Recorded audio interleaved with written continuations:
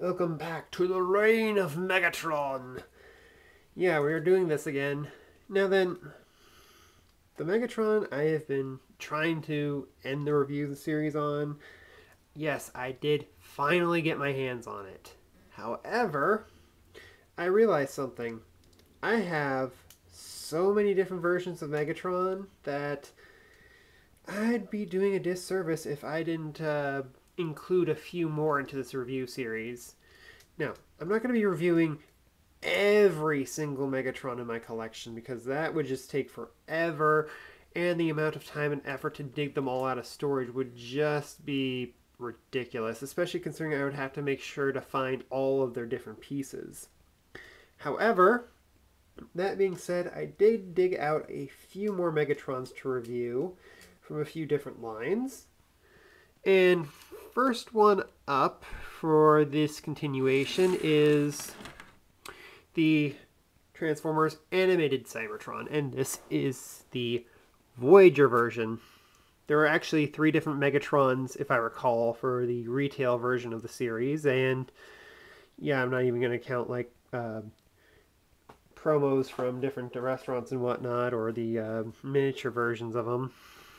But yeah, this is the Cybertronian spaceship version of Megatron. There was actually 2 versions of this. There was this Voyager size, and there was a deluxe version that was released in a 2-pack with Optimus Prime with a DVD of the pilot.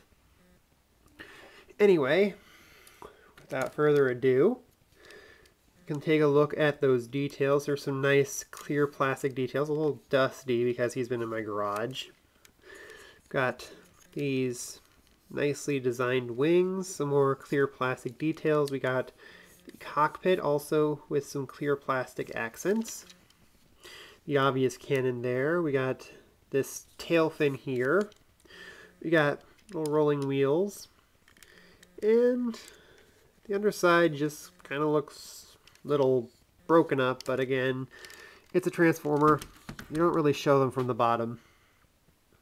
Of course, I do not have the firing missile for obvious reasons, because I wasn't going to dig it out.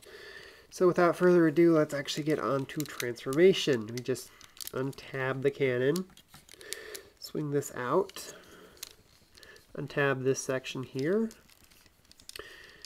and we fold them up like so. We pull these sections out. They just tab in there. You can already see Megatron's head here. So we're gonna rotate his legs like so. So now we fold that plate in. We are starting to get a good look here. We clip that in place. Position the feet. Joints are a little tight. Hasn't been transformed in a few years, so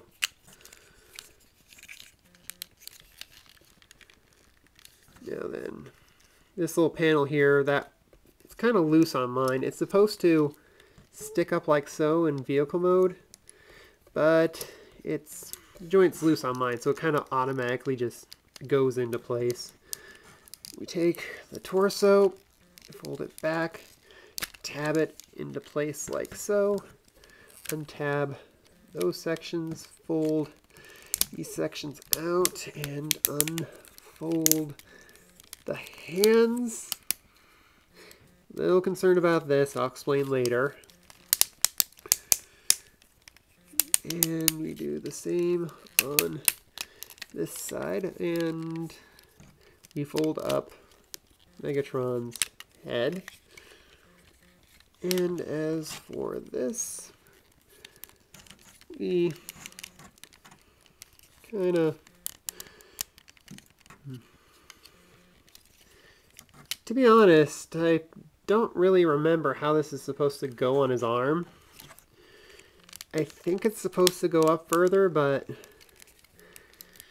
well, let's see. I think it has to go like that, just for purposes. Now then, it is worth mentioning that this thing comes off fairly easily. Really don't know why. Gotta clip it back in like so. And there we have Voyager animated Megatron in his robot mode.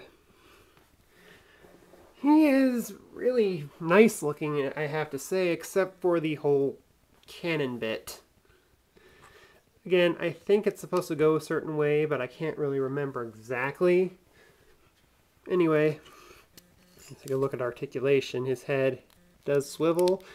There's a transformation joint so it can look all the way up. Yeah, it can go all the way back like that, although I don't think it's really supposed to for transformation. We have universal ratchets in his arms.